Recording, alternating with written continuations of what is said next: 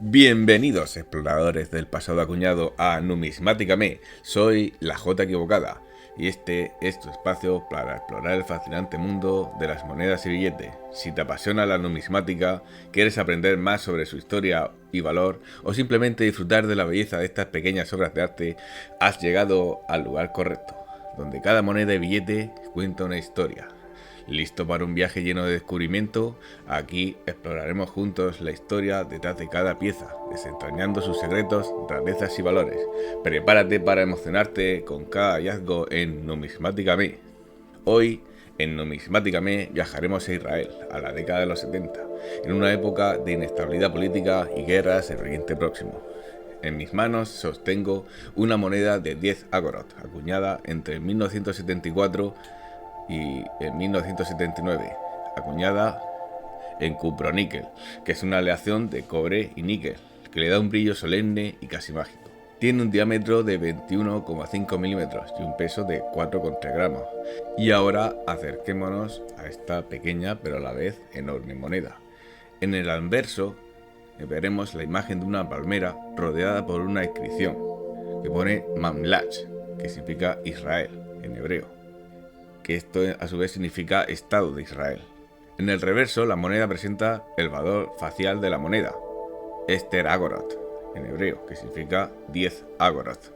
El dibujo de la palmera de la moneda de 10 agorot es una representación estilizada de un árbol maduro. El tronco es grueso y fuerte, con ramas que se extienden hacia el cielo. Las hojas son largas y estrechas y están dispuestas en forma de abanico. Los frutos, los dátiles, están representados en la parte superior del árbol. Es una representación hermosa y simbólica de un árbol importante en la historia y la cultura judía. La palabra agorot o ágora es una palabra hebrea que significa centavos. Es la unidad monetaria más pequeña del shekel israelí, que es la moneda oficial de Israel. El origen de la palabra agorot se remonta al antiguo Israel. En la Biblia hebrea, la palabra agorot se utilizaba para referirse a la unidad de peso que equivalía a un sexto de un dracma. La dracma es la moneda griega que se utilizaba en el antiguo Israel. Tras la destrucción del segundo templo de Jerusalén en el año 70 después de Cristo, el uso de la palabra agorot se extendió para referirse a una unidad monetaria. En el Talmud, la palabra agorot se utiliza para referirse a monedas de bronce y cobre. En el siglo XX, tras la creación del Estado de Israel, en 1948, la palabra agorot se adoptó como la unidad monetaria más pequeña del nuevo shekel israelí. El shekel israelí se dividió en 100 agorot. En la actualidad, las monedas de agorot son de curso legal en Israel. Las monedas de agorot más comunes son las de 1, de 5, 10, 25 y 50 agorot. La etimología de la palabra agorot es incierta. Una teoría es que la palabra deriva de la palabra aramea gur, que significa grano. Otra teoría es que la palabra deriva de la palabra hebrea agor, que significa mercado. En cualquier caso, la palabra agorot ha sido utilizada durante siglos para referirse a una unidad monetaria de pequeño valor. En el contexto de shekel israelí, los agorot representan una fracción muy pequeña del valor total de la moneda. Nuestra moneda nació en la década de 1970. Fue una década de grandes cambios para el Estado de Israel. El país se enfrentó a una serie de desafíos, tanto internos como externos, pero también logró algunos avances significativos. Al ser tan convulsa esta historia, voy a irme al nacimiento del Estado de Israel para entenderlo, el contexto histórico. Realmente se puede ir hasta la época bíblica, pero esto me llevaría a alargar el vídeo una hora o más, e iba a desviarme demasiado del verdadero protagonista del vídeo, la moneda de 10 agorot. Así que nos saltaremos a los romanos, la Edad Media, los otomanos, la Primera y Segunda Guerra Mundial y nos situaremos en el 14 de mayo de 1948. Este día, David Ben Gurión, líder del movimiento sionista y futuro primer ministro, proclamó la independencia del Estado de Israel en Tel Aviv, coincidiendo con la retirada del mandato británico sobre Palestina. Apenas horas después de la declaración, 5 ejércitos de países árabes, Egipto, Siria, Jordania, Líbano e Irak, invadieron el nuevo país, desencadenando la guerra árabe-israelí de 1948, conocida en Israel como la Guerra de Independencia, y en el mundo árabe como la Nakba, la catástrofe. Durante el conflicto, Israel no solo logró resistir el ataque coordinado de los países árabes, sino que también expandió su territorio más allá de lo que había sido asignado por la resolución de la partición de la ONU. Jerusalén fue dividida, la parte occidental quedó bajo el control israelí, mientras que el sector oriental, incluyendo lugares sagrados, fue ocupada por Jordania. Más de 700.000 palestinos huyeron o fueron expulsados de sus hogares, dando origen al prolongado problema de los refugiados palestinos, que sigue siendo un eje en el conflicto hasta hoy. En 1949, Israel firmó acuerdos de armisticio con los países árabes beligerantes y fue admitido en las Naciones Unidas, consolidando así su existencia como un Estado soberano en la comunidad internacional. Con la guerra terminada, la joven nación se enfrentó a enormes desafíos internos durante la década de 1950. Uno de los más apremiantes fue absorber una masiva ola migratoria. En apenas unos años, Israel duplicó su población con la llegada de más de 1 millón de inmigrantes judíos, muchos de ellos sobrevivientes del Holocausto europeo, y otros expulsados de países árabes como Irak, Egipto, Yemen y Marruecos. Esta oleada de inmigración creó una presión inmensa sobre los limitados recursos del país. Se levantaron asentamientos improvisados conocidos como ma'abarot, campos de tránsito, donde las condiciones de vida eran muy duras. Además, comenzaron a surgir tensiones culturales entre los judíos askenazis y los judíos sefardíes, tensiones que influirían en la estructura social del país durante décadas. El liderazgo del país recayó firmemente en David Ben Gurion y su partido laborista, Mapai. El modelo de Estado que se construyó durante esos años estaba fuertemente influido por el socialismo sionista. Se impulsó una economía planificada, se expandió los kibbutzim, comunas agrícolas colectivas, y se estableció un aparato estatal centralizado. En estos primeros años también se fueron formando las Fuerzas de Defensa de Israel, Tzahal, un ejército nacional unificado que consolidó los distintos grupos armados judíos preexistentes. A nivel internacional, Israel buscó posicionarse en un entorno hostil. La mayoría de los países árabes se negaban a reconocer su existencia y mantenían un acuerdo de guerra latente. En este contexto, Israel se acercó a potencias como Francia y al Reino Unido, buscando respaldo estratégico. Las tensiones con Egipto se intensificaron, particularmente a causa del bloqueo del estrecho de Tirán y los ataques de guerrillas desde Gaza.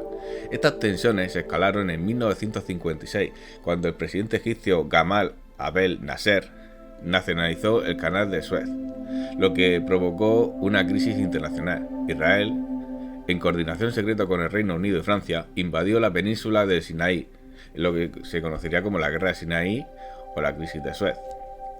Aunque militarmente Israel logró una rápida victoria y ocupó importantemente el Sinaí, las presiones diplomáticas de Estados Unidos y la Unión Soviética forzaron su retirada. A cambio, se estableció una fuerza de paz de la ONU en el Sinaí y se garantizó temporalmente el paso libre por el estrecho de Tirán, lo que Israel consideraba vital para su seguridad. La década de 1960 marcó un punto de madurez para Israel. Tras sus primeros años de existencia, marcados por la consolidación estatal y oleadas de inmigración, el país entró en una etapa de expansión económica, institucional y militar, mientras las tensiones con el mundo árabe se intensificaban. En el plano político, con la salida definitiva de Ben Gurion en 1963, el liderazgo pasó a Levi Eshkol, quien impulsó un enfoque más técnico y moderado. Durante esta etapa, Israel desarrolló su infraestructura, como el Acuerdo Nacional de 1964, modernizó su economía y enfrentó el desafío de integrar a inmigrantes de muy diversas culturas, especialmente del mundo árabe. Sin embargo, los conflictos con los vecinos árabes no cesaron.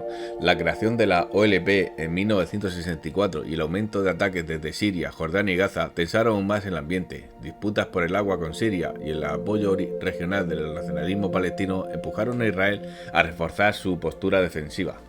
Todo estalló en junio de 1967 con la Guerra de los 6 días. Israel lanzó un ataque preventivo tras el cierre egipcio del estrecho de Tirán y las amenazas regionales. En solo 6 días, Israel derrotó a Egipto, Jordania y Siria, ocupando Gaza, Cisjordania, Jerusalén Este, los Altos del Golán y el Sinaí. Esta victoria redibujó el mapa y la política regional. La década de 1970 comenzó con una aparente consolidación del poder israelí tras la victoria de 1967, pero rápidamente se tornó en un periodo de crisis militar, social y política.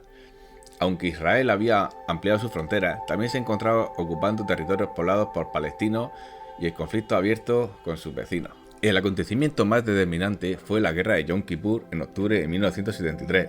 Egipto y Siria lanzaron un ataque sorpresa durante el día más sagrado del calendario judío.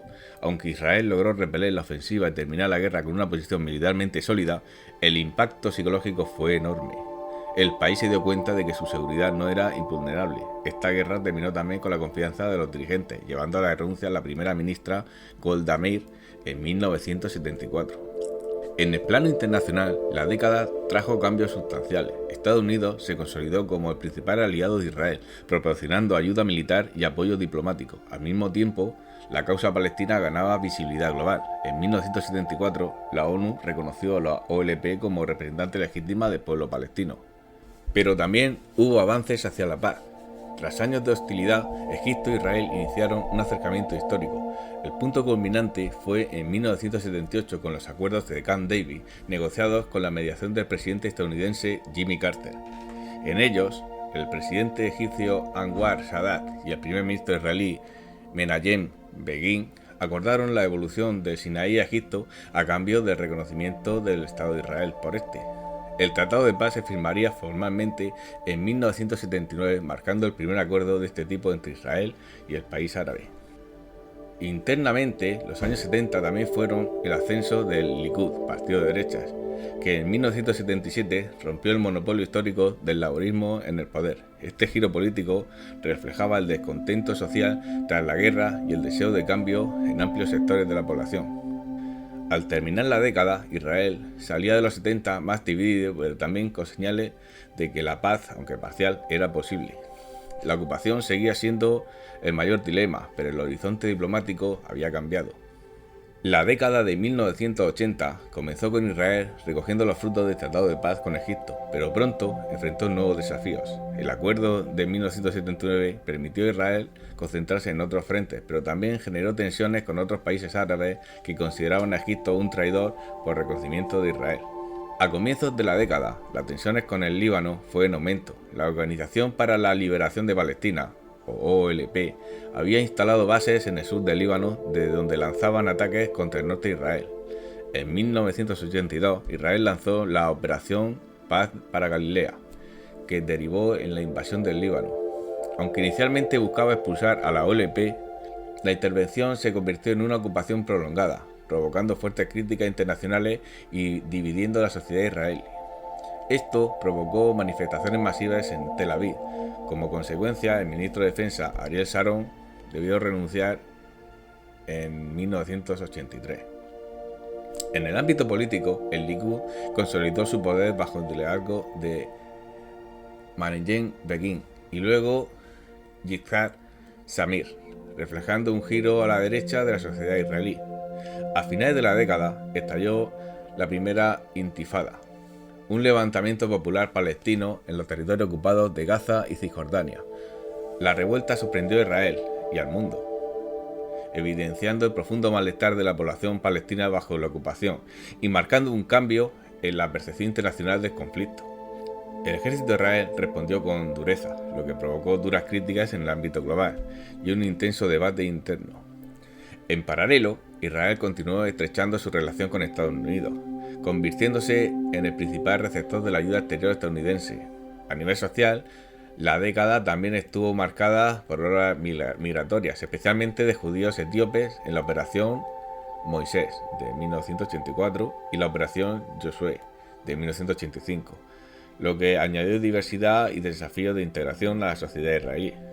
Al finalizar la década de 1980, Israel enfrentaba un escenario complejo, con un frente norte inestable, una rebelión palestina en curso y una sociedad cada vez más dividida entre posturas de confrontación y propuestas de diálogo. La paz seguía siendo un horizonte lejano, pero la presión internacional y los cambios internos prepararon el terreno para las negociaciones de los años 90. Bueno, lo dejaré por aquí ya que todos más o menos sabemos cómo va a acabar la historia, ya que este conflicto está de plena actualidad. Bueno, Ya me despido, amigos numismáticos, y recuerda, darle al like si os ha gustado este contenido y seguirme para continuar conociendo este fascinante mundo. Hasta pronto y un saludo desde Numismáticame.